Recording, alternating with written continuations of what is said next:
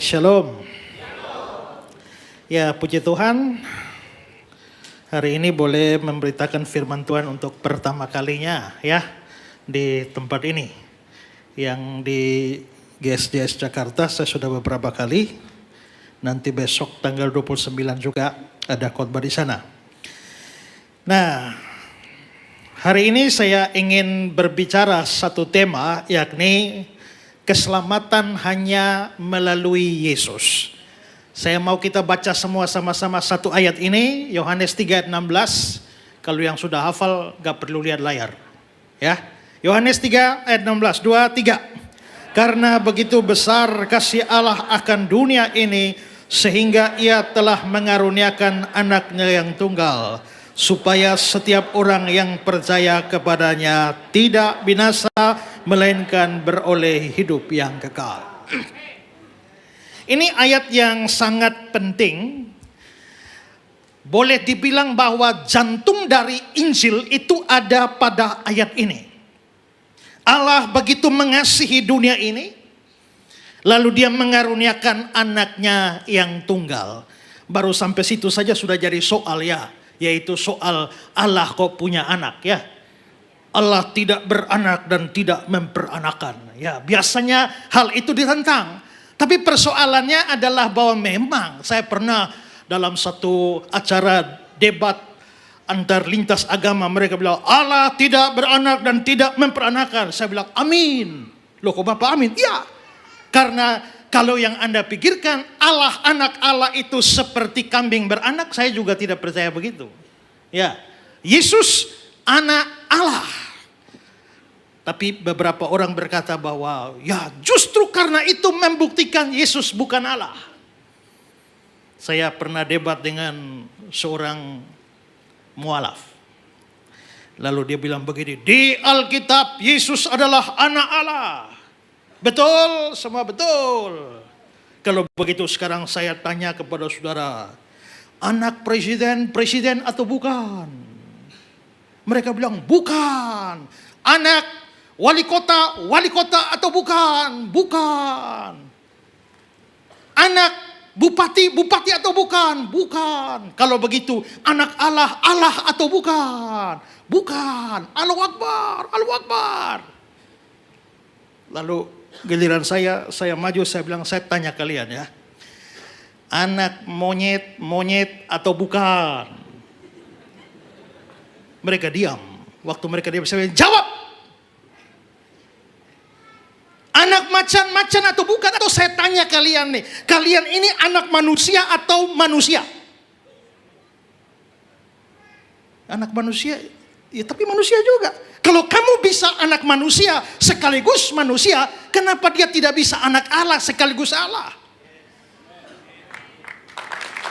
Maka kenyataan bahwa dia adalah anak Allah tak berarti bahwa dia adalah Allah. Dia anak Allah. Tapi anak apa? Bapak anak Allah? Anak Allah? Anak Allah? Berarti Allah punya anak berapa banyak? Banyak ya. Kenapa ini tunggal? Karena dia anak sungguh-sungguh. Kita semua anak hasil adopsi. Ya, karena dulu kita bukan anak Allah. Kita anak iblis. Sejak kamu percaya Yesus, baru kamu diberi kuasa jadi anak Allah. Tapi dia adalah anak yang sesungguhnya. Makanya disebut sebagai anak tunggal Allah.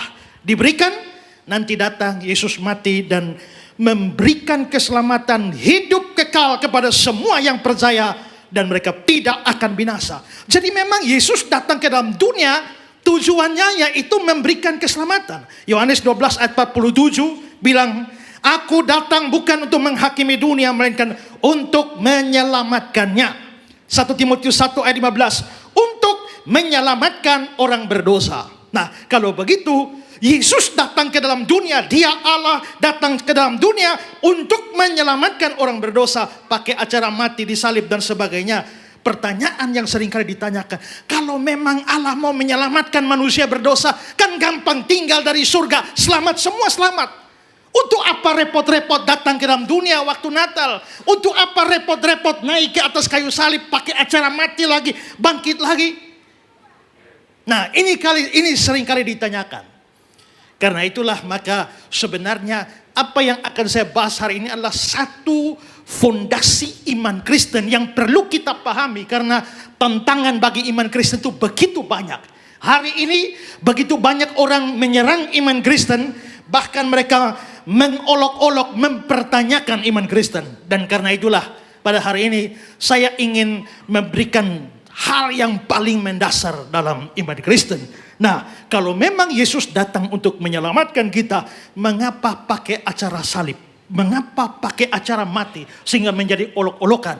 Apakah Yesus Tuhan? Ya, Tuhan bisa mati? Gak bisa. Nah, Yesus bisa mati. Kan sering kali yang kita dapat begitu. Bagaimana Yesus bisa menjadi juru selamat kalau menyelamatkan dirinya dari salib saja gak bisa? Saya ditanya orang, apakah Yesus juru selamat? Iya. Kalau begitu kenapa nggak bisa menyelamatkan diri dari salib? Ya karena dia nggak mau. Kenapa nggak mau? Karena kalau dia mau selamat nggak usah datang. Kan tujuan datang untuk mati.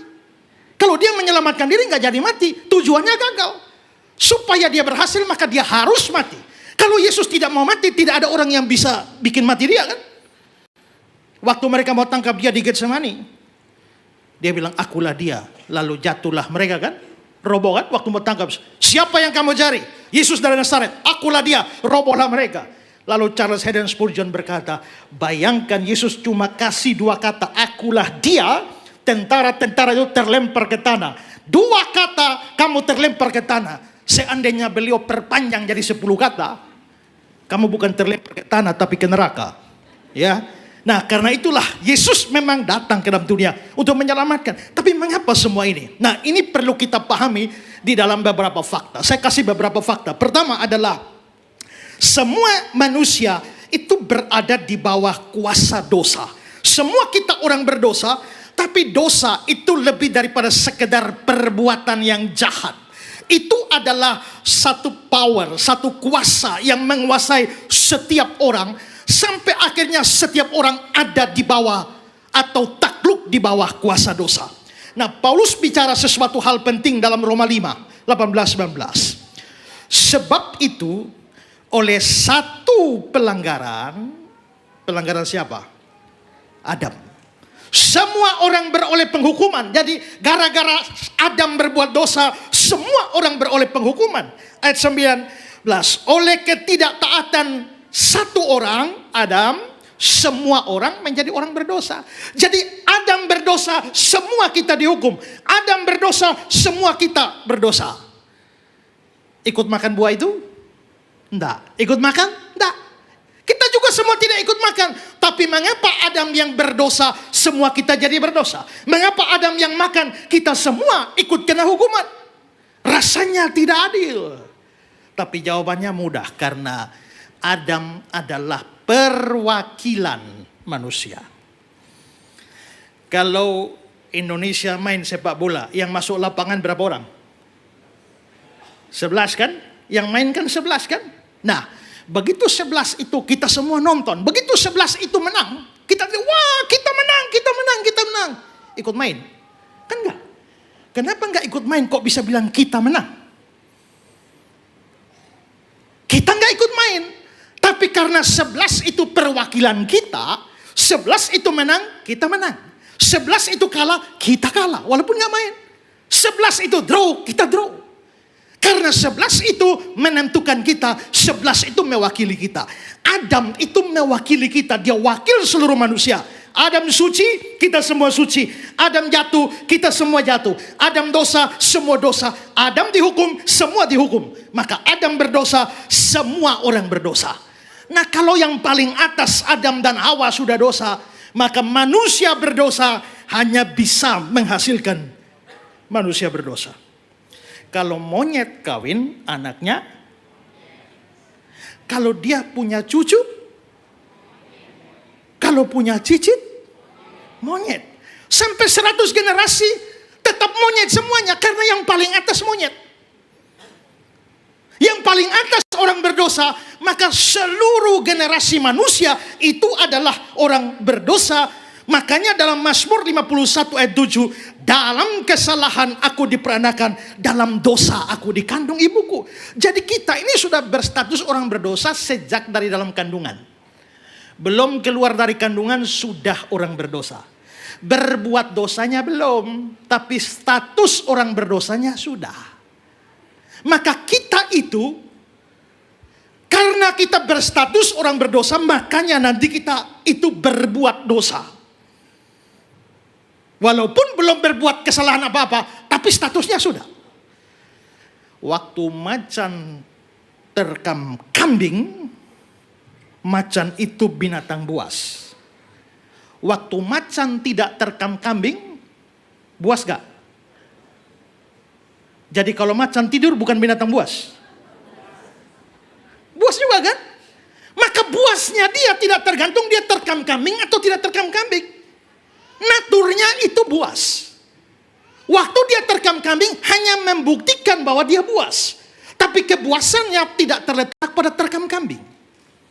Pada natur dia. Nah, maka manusia itu naturnya sudah dosa.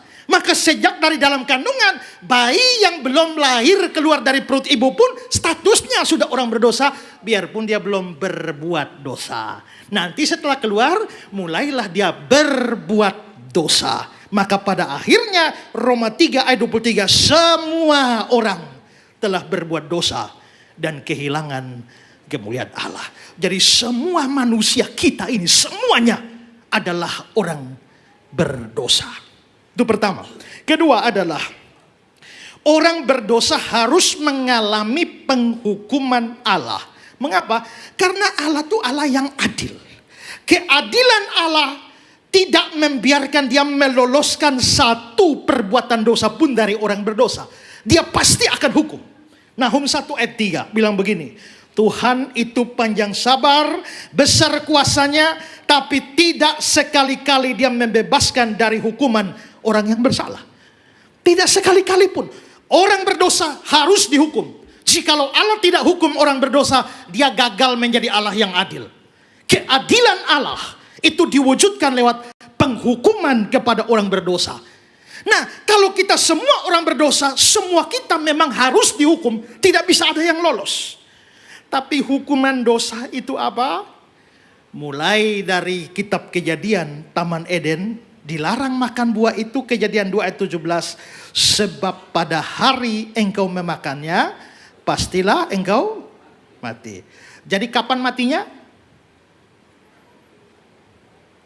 Pada hari engkau memakannya. Jadi kalau Adam makan buah hari Rabu, matinya Rabu. Makan buah hari Sabtu, matinya Sabtu. Pada hari engkau memakannya, pastilah engkau mati. Tapi sekarang kita tanya, waktu Adam habis makan buah, langsung mati? Ternyata masih umur panjang kan? Sampai 930 tahun. Kalau begitu ayatnya salah. Kalau begitu ayatnya Tuhan bohong dengan firman ini? Tidak. Karena apa? Karena mati itu bukan hanya satu jenis. Ada 3 jenis kematian. Kematian pertama itu namanya mati rohani. Nah, apa itu mati rohani? Mati rohani itu artinya putus hubungan dengan Allah. Tidak ada hubungan dengan Allah, itu namanya mati rohani. Sekarang coba lihat Kejadian 3, 23, 24. Lalu Tuhan mengusir dia dari Taman Eden. Dia menghalau manusia itu di sebelah timur Taman Eden. Ini terjadi pada hari di mana Adam memakan buah itu. Waktu Adam memakan buah itu, Tuhan mengusir dia. Tuhan menghalau dia. Maka terjadilah perpisahan antara Allah dengan manusia. Inilah kematian rohani. Makanya Yesaya pasal 59 ayat 2. Yang merupakan pemisah antara kamu dan Allahmu ialah segala kejahatanmu. Maka kematian pertama, kematian rohani, putus hubungan dengan Allah. Adam waktu makan buah itu langsung terjadi hari itu mati, tapi mati rohani. Setelah mati rohani, menyusul kematian yang kedua, yaitu kematian jasmani. Kalau yang rohani putus hubungan dengan Allah, yang jasmani ini putus napas.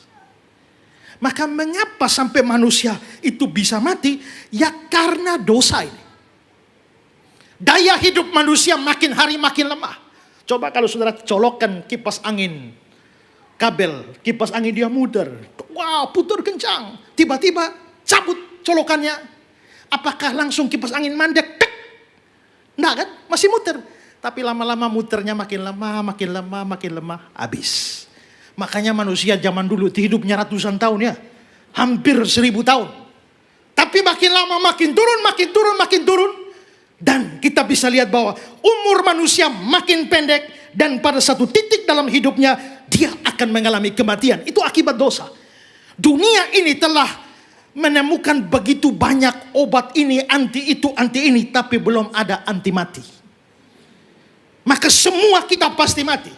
Saya suka khotbah di ulang tahun. Karena kalau saya khotbah di ulang tahun, saya bilang, hari ini engkau bertambah 1 umur lagi di satu sisi. Tapi di sisi yang lain, kamu kehilangan 1 umur. Karena kalau Tuhan tetapkan kamu mati 60 tahun, waktu kamu ulang tahun yang ke-50, stokmu sisa 10.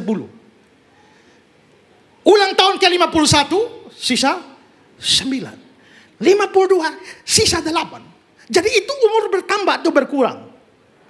Tergantung lihat dari mana. Kalau lihat dari sini 50, 51, 52, tambah panjang umurnya.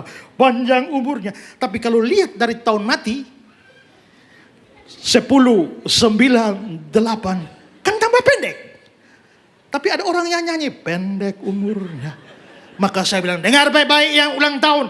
Waktu kamu berulang tahun, kamu makin dekat lubang kubur. Waktu kamu ulang tahun, kamu hampir menjadi almarhum dan almarhumah. Mati. Tidak ada orang bisa menghindari yang namanya kematian. Ada orang bilang, Pak Pendeta, saya ini sebenarnya kepengen tahu saya mati di mana. Supaya saya tidak pernah pergi ke situ. Saya kalau tahu saya akan mati di Jakarta, sampai kapanpun saya tidak akan ke Jakarta. Tapi kan gak bisa. Di Irak ada satu cerita begini. Ada satu tuan yang mempunyai seorang budak. Lalu satu hari si tuan menyuruh si budak ini pergi ke pasar untuk belanja. Sampai di pasar si budak ini tiba-tiba dia kaget. Dia lihat, ada malaikat maut. Malaikat maut melambai-lambai. Maka ketakutan pucatlah si budak ini. Karena mereka percaya kalau malaikat maut sudah melambai, hari ini kau mati. Maka si malaikat maut melambai-lambai. Ketakutanlah si budak, lari pulang ke rumah. Muka pucat menghadap tuannya. Tuannya tanya, hei, kenapa mukamu pucat begini? Ben, Tuan, tadi di pasar aku ketemu malaikat maut. Dia melambai-lambai. Itu artinya dia mau cabut nyawaku malam ini. Aku takut sekali Tuan. Tuhan tolong aku, Tuhan tolong aku. Tolong bagaimana? Kasihkan aku seekor kuda. Aku mau lari jauh dari sini. Lalu si Tuhan bilang, kalau saya kasih kamu kuda, kamu mau lari kemana? Saya mau lari ke kota paling ujung, namanya kota Samara. Akhirnya si Tuhan kasihan, kasih kuda. Maka larilah dia ke kota Samara. Setelah si budak pergi, tuannya penasaran sama malaikat maut itu. Dia pergi cari itu malaikat maut di pasar. Ketemu. Malaikat, kenapa kau menakut-nakuti hamba-Ku? Malaikat bilang, enggak. Ya tapi kau melambai-lambai kan bikin dia takut. Enggak. Saya bukan mau menakuti, saya cuma heran mau nanya dia. Mau nanya apa?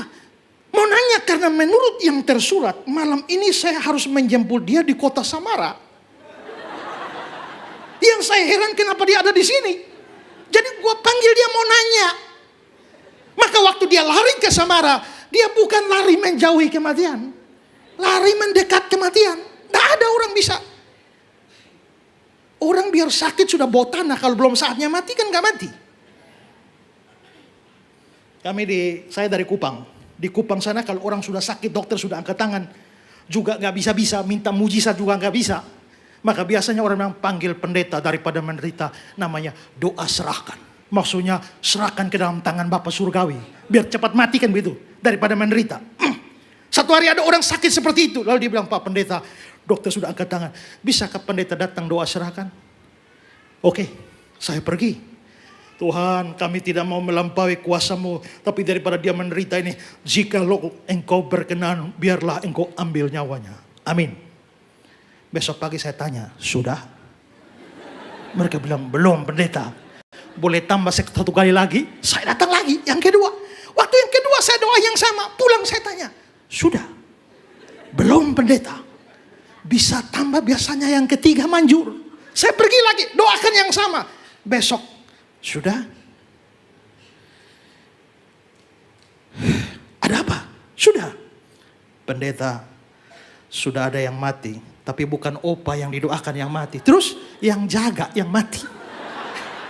Padahal yang jaga sehat. Berarti tiba saatnya yang jaga mati. Yang itu belum mati. Nah kalau begitu, mengapa sampai mati ini terjadi? Semua tidak bisa hindari. Ini jenis kematian kedua, akibat dosa. Dan ada yang ketiga, jenis kematian ketiga itu namanya kematian kekal. Itu neraka. Maka neraka itu adalah jenis kematian. Makanya di dalam Wahyu 20 ayat 14. Lalu maut dan kerajaan maut dilemparkan ke dalam lautan api. Lautan api itu kan neraka. Itulah kematian kedua. Berarti neraka itu juga kematian. Sekarang ini ada banyak orang liberal. Kita lihat di TikTok, di YouTube. Banyak orang gak percaya ada surga, gak percaya ada neraka. Jangankan percaya surga neraka. Allah pun mereka tidak percaya itu ada. Simpel saja mereka bilang, kalau memang Allah ada, tunjukkan. Buktikan bahwa Allah itu ada. Masalahnya kan Allah itu kan roh. Yang namanya roh tidak terlihat. Tapi harus ingat bahwa yang tidak terlihat tidak berarti selalu tidak ada. Mungkin kamu tidak lihat tapi bisa ada. Kamu percaya ada listrik? Percaya. Lonjong atau bulat? Atau segi empat? Coba tunjukkan listrik itu. Apa dia segitiga? Tidak. Listrik tidak kelihatan. Karena tidak kelihatan maka pasti tidak ada. Coba kamu pegang kabel telanjang. Kamu langsung sadar dia ada, bukan? Padahal nggak kelihatan. Begitu juga Allah tidak terlihat, tidak teraba, tapi dia ada. Seorang profesor ateis satu kali berdiri di muka kelas. Lalu dia tanya, para mahasiswa, saya tanya kalian 2 pertanyaan. Pertanyaan pertama, siapa di antara kalian pernah lihat Tuhan Allah? Angkat tangan. Gak ada yang angkat tangan. Kedua, siapa di antara kalian pernah raba Tuhan Allah? Angkat tangan. Gak ada juga. Maka profesor itu bilang, karena Tuhan Allah tidak pernah dilihat, tidak pernah diraba, kesimpulan saya, Tuhan Allah tidak ada. Semua kelas hening. Ada komentar? Seorang mahasiswa Kristen angkat tangan. Prof, saya boleh izin ke depan untuk bicara dengan teman-teman saya? Oh silakan. Lalu si mahasiswa maju dan dia bilang, teman-teman saya ingin mengajukan 2 pertanyaan kepada kalian. Pertama, apakah ada di antara kalian pernah lihat otak profesor ini? Nggak ada. Pertanyaan kedua, siapa di antara kalian pernah raba otak profesor ini? Nggak ada. Karena otak profesor ini tidak pernah dilihat, tidak pernah raba. Kesimpulan saya, ini profesor tidak punya otak. Memang ada banyak hal di dunia ini, realitas. Apalagi dunia spiritual, kita tidak lihat, kita tidak raba. Tapi bukan berarti tidak ada. Maka surga ada, neraka ada, Allah itu ada. Dan Alkitab bicara neraka cukup banyak. Dan itu adalah kematian ketiga. Jadi mati ada 3. Mati rohani, putus hubungan dengan Allah. Mati jasmani, putus nafas. Dan mati ketiga, mati kekal, yaitu neraka. Semua manusia berdosa harus alami 3 ini. Mati rohani, kita putus hubungan dengan Allah. Satu saat jadi almarhum, jadi almarhumah. Mati jasmani. Dan kita semua akan pergi ke neraka. Kematian kekal. Sekarang yang ketiga. Manusia tidak bisa diselamatkan dengan cara apapun. Menghadapi hukuman Allah, keadilan Allah, manusia berdosa tidak punya cara meloloskan diri dari hukuman Allah. Tidak bisa dengan perbuatan baik. Agama lain mengajarkan amal saleh nanti diperhitungkan untuk keselamatan. Tapi tidak. Kitab suci Kristen berkata bahwa manusia tidak bisa diselamatkan dengan perbuatan baik. 1 titik pun. Satu kali dalam sebuah perdebatan lintas agama. Lalu Saya tanya, bagaimana? Si pihak sebelah bilang, nanti kalau mati ditimbang, kalau perbuatan baik kita lebih banyak, maka kita masuk surga. Tapi kalau kejahatan kita lebih berat, kita masuk neraka. Lalu saya tanya, kalau sama berat,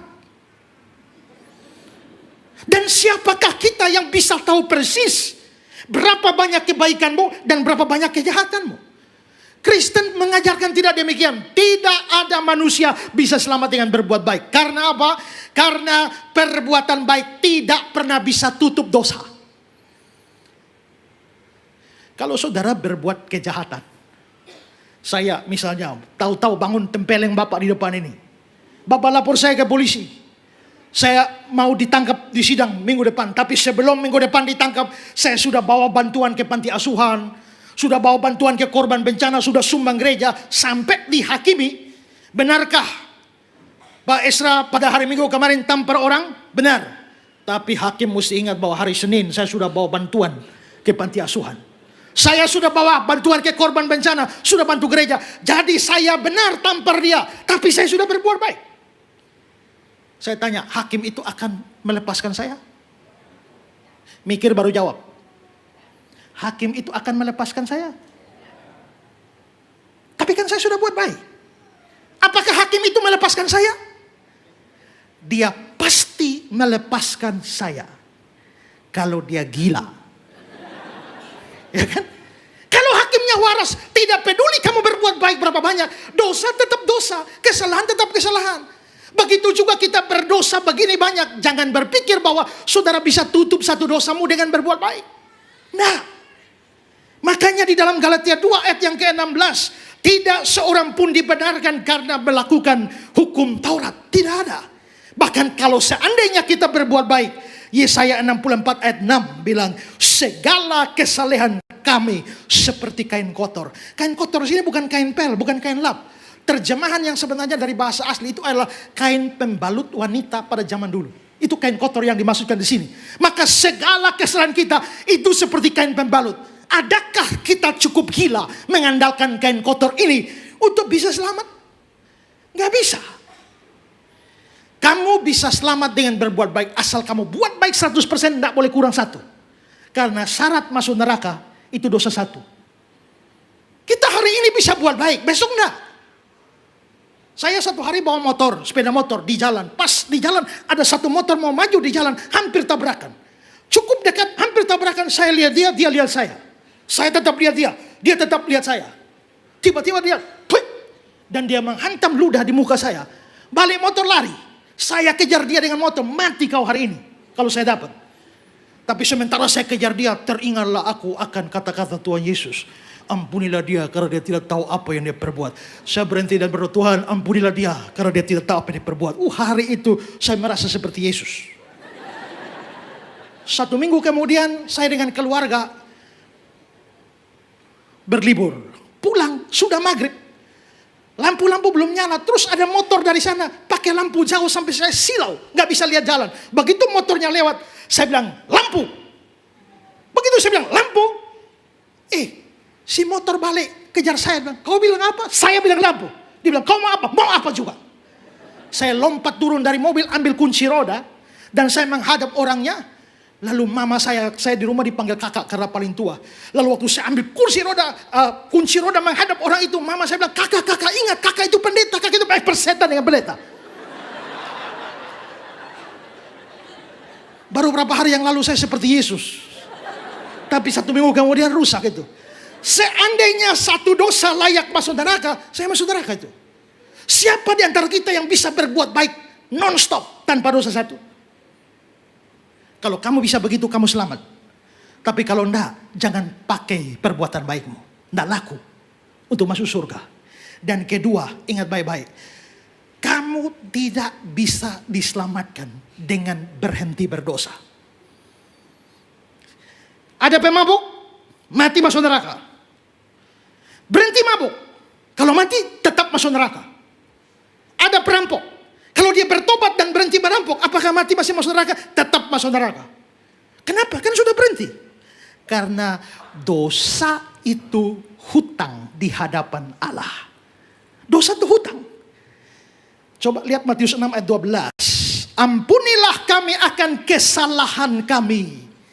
Kata kesalahan itu, bahasa asli Alkitab Perjanjian Baru adalah opelema, itu artinya hutang. Makanya versi King James, Alkitab bahasa Inggris, forgive us our debts as we forgive our debtor. Ingat debts collector? Hutang. Maka dosa itu hutang. Pertanyaan sekarang adalah, bisakah hutang diselesaikan dengan berhenti hutang? Saya nggak punya uang, Bapak pinjam 100 juta. Minggu berikut 100 juta lagi. Minggu berikut 100 juta sampai 1 miliar. Lalu saya datang ke Bapak, minta bina. Marahlah si Bapak. Kamu ini minjam sudah 1 M. Lalu saya bilang, Pak jangan marah-marah dong Pak. Saya janji mulai sekarang, saya nggak pinjam lagi Pak. Selesai kan? Beres? Beres? Gak bisa. Hutang tidak bisa selesai dengan berhenti utang. Berhenti utang nomor 2. Nomor 1, bayar utang. Maka dosa tidak bisa selesai dengan berhenti berdosa. Harus ada pembayaran. Bayar pakai apa? Pakai nyawa. Karena upah dosa ialah maut. Maka itu berarti orang berdosa tidak bisa selamat hanya karena dia berhenti berdosa. Semua kita yang berdosa, begitu berhenti berdosa, kita tetap binasa semuanya. Jadi kita tidak ada cara lolos itu. Keempat, kalau memang kita nggak ada cara untuk lolos, maka bagaimana caranya supaya selamat? Dibutuhkan seorang juru selamat bagi manusia. Karena tidak ada cara. Tapi nggak sembarang orang bisa jadi juru selamat. Syarat juru selamat itu 2. Syarat pertama, dia harus manusia. Karena yang berdosa manusia. Syarat kedua, dia harus tanpa dosa. Karena kalau dia dosa, bagaimana dia menyelamatkan orang berdosa? Kalau dia sendiri berutang, bagaimana dia menyelamatkan yang berutang? Maka syarat untuk jadi juru selamat, 1 manusia, kedua tanpa dosa. Butuh seorang manusia suci tanpa dosa supaya bisa jadi juru selamat. Nah marilah kita cari manusia suci. Dari Sabang sampai Merauke. Dapat manusia? Dapat yang tidak berdosa? Nggak dapat. Maka di sini ada manusia, hanya nggak ada yang nggak dosa. Semua dosa. Kalau begitu jangan cari di sini. Cari di mana? Cari di surga. Di surga dapat yang tidak berdosa? Dapat. Siapa? Allah. Allah tidak berdosa. Tapi apakah dia manusia? Bukan. Maka di sini ada manusia tapi berdosa. Di sana ada yang tidak berdosa tapi bukan manusia. Maka di sini tidak ada, di sana juga tidak ada. Di sini tidak dapat orang yang memenuhi syarat jadi juru selamat. Di sana juga tidak ada juru selamat. Karena di sini ada manusia tapi berdosa. Di sana ada yang tidak berdosa tapi bukan manusia. Lah kalau begitu bagaimana Bapak? Nah itu jadi soal itu. Maka ini mengantar kita kepada poin kita yang kelima. Yesus Kristus adalah satu-satunya juru selamat yang disediakan Allah. Kenapa begitu? Begini logikanya. Kan harus manusia dan gak boleh berdosa. Di sini kan manusia tapi dosa semua. Di sana ada yang dosa tapi bukan manusia. Lalu solusinya bagaimana? Bagaimana kalau yang tidak berdosa itu jadi manusia? Tapi dia harus tidak berhenti jadi Allah. Karena begitu dia berhenti jadi Allah, dia menjadi berdosa. Supaya dia tidak berdosa, dia harus tetap Allah. Tapi supaya dia manusia, maka dia harus lahir dari seorang manusia. Dia nggak boleh keluar dari pohon. Karena itu bukan manusia. Dia nggak bisa keluar dari batu. Itu anak batu namanya. Dia nggak bisa keluar dari laut. Itu namanya manusia jadi-jadian. Dia harus sungguh-sungguh manusia, maka dia perlu lahir dari seorang manusia. Maka itulah sebabnya Bunda Maria dipakai. Maka Yesus harus lahir dari seorang manusia, Bunda Maria, supaya dia manusia. Tapi dia nggak boleh berhenti jadi Allah, supaya dia tetap suci. Maka sekarang dia lahir sebagai manusia, tapi dia tetap Allah, maka dia suci. Maka di sini ada manusia suci tanpa dosa. Itulah sebabnya Natal perlu terjadi. Itu Natal perlu terjadi.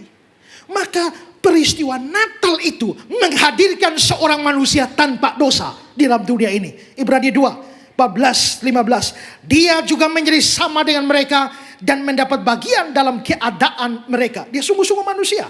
Tapi Ibrani 7 ayat 26 bilang, dia saleh, tanpa salah, tanpa noda, terpisah dari orang berdosa. Kalau begitu, Yesus itu manusia suci. Maka juru selamat sudah ada. Juru selamat kerjanya apa? Bayar hutang kita. Hutangnya ada berapa? 3. Mati rohani, mati jasmani, mati neraka. Sekarang mari kita lihat. Kapan Yesus membayar kematian rohani, terpisah dari Allah?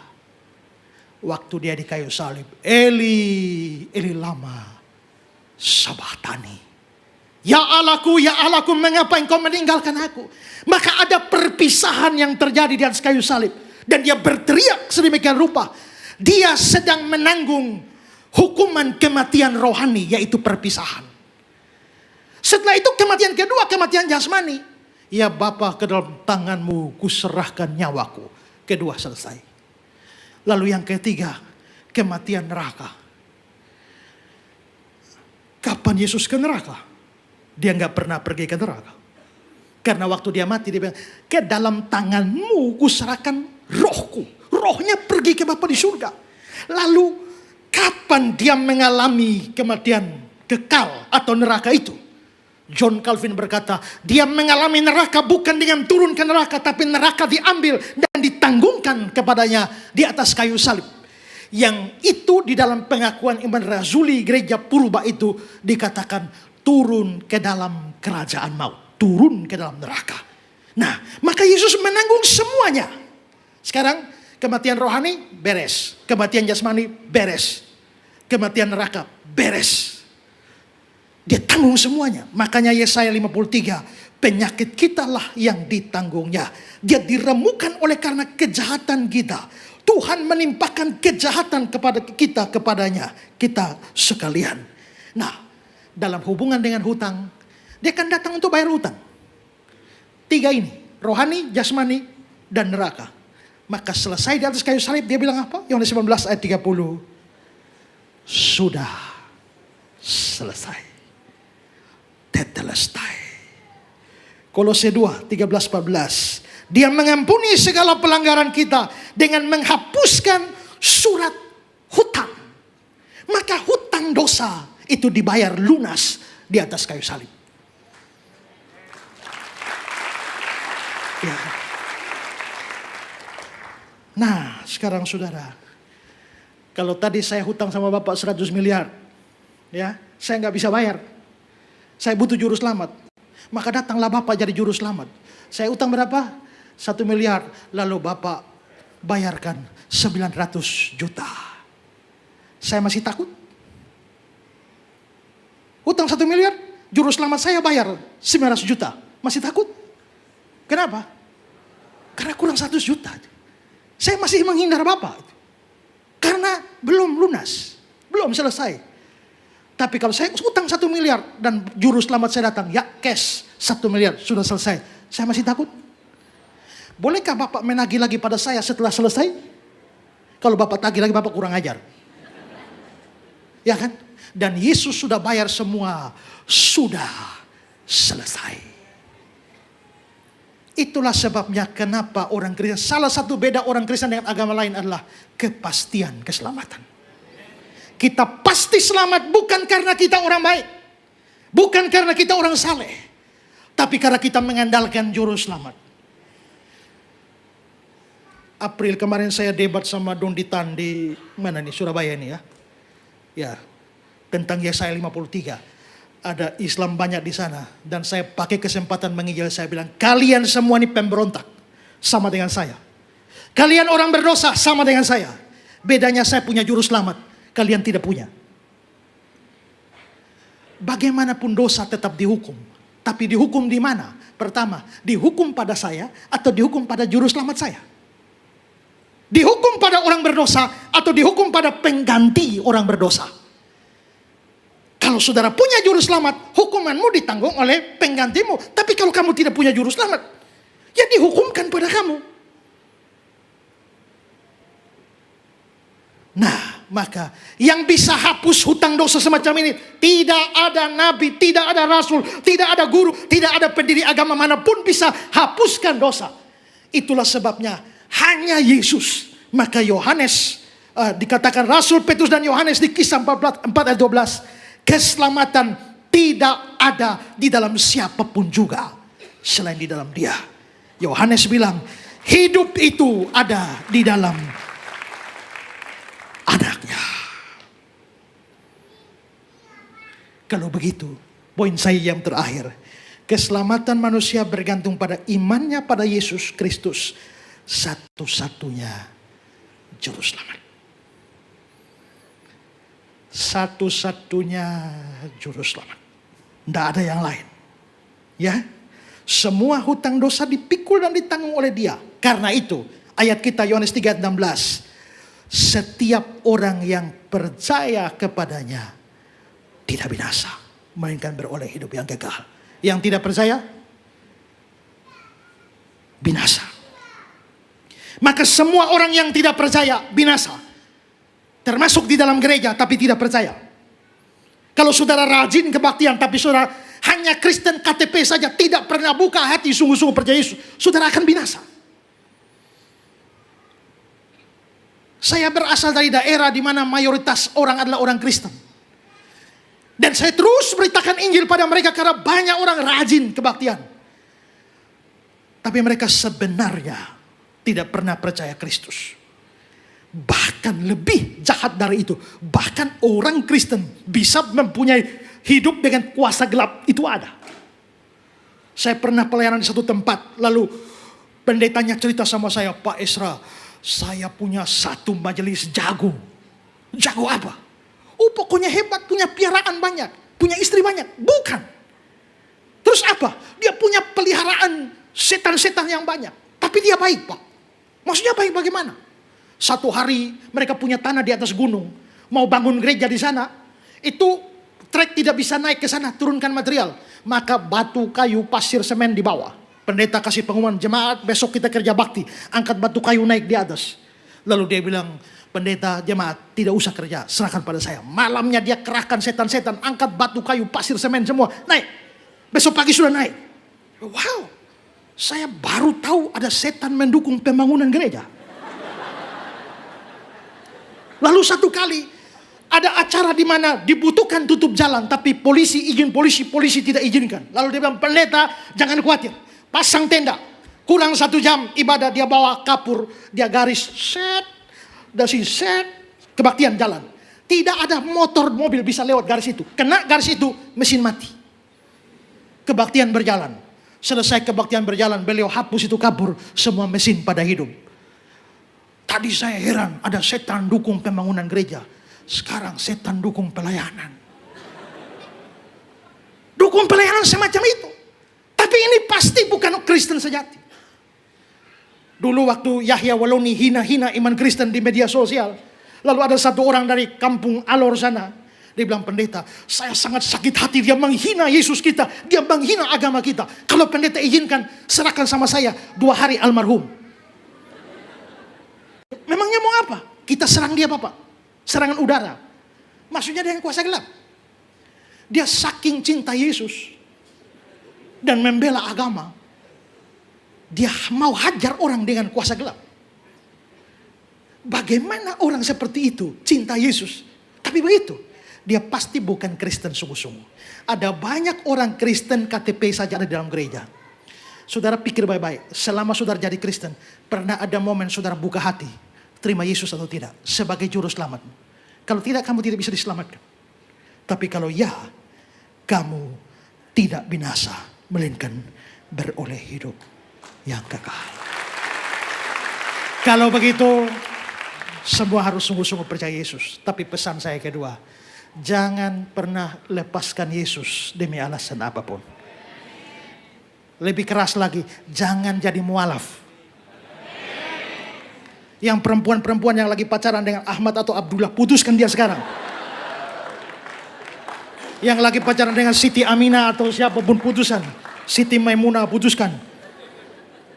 Begini banyak nih, cari dong di sini. Bilang, Pak Pendeta, Kenapa saya harus cari? Waktu Adam saja Tuhan cipta Adam, tiba-tiba Adam ditidurkan buka mata, langsung ada Hawa. Ngapain saya cari? Ya, lu tidak tahu bahwa zaman dulu Adam tidak punya saingan. Ya, jangan pernah lepaskan Yesus. Ada orang inbox saya, pendeta, masuk Islam. Saya bilang, enggak. Kenapa? Masakan ku buang emas ini dan ku ganti dengan seng. Hari ini saya beritakan tentang Yesus kepadamu. Saya tutup ini. Seorang anak kecil datang kepada seorang profesor. Dia bawa jangkrik di tangannya yang hidup. Lalu dia bilang, profesor coba tebak. Ini hidup atau mati? Jangkrik ini. Dia mikir, kalau profesor ini bilang hidup, maka dia remas jangkriknya. Wah, mati. Tapi kalau profesor bilang mati, dia tinggal buka. Wah, hidup. Jadi kayaknya profesor mau pilih manapun salah. Setelah itu dia bilang, Prof, ini hidup atau mati? Profnya, nah. Kalau kau mau dia hidup, hidup. Kalau mau dia mati, mati. Hidup mati di tanganmu. Hari ini saya sudah beritakan Yesus padamu. Hidup mati di tanganmu. Tapi yang pasti saudara, tidak ada juru selamat lain selain Yesus. Kamu, kita semua harus bangga punya Yesus dan jangan lepaskan Yesus. Mari bangkit berdiri. Tidak ada juru selamat yang lain di dunia ini. Siapapun. Maka banggalah. Bersyukurlah. Karena kita punya juru selamat satu-satunya.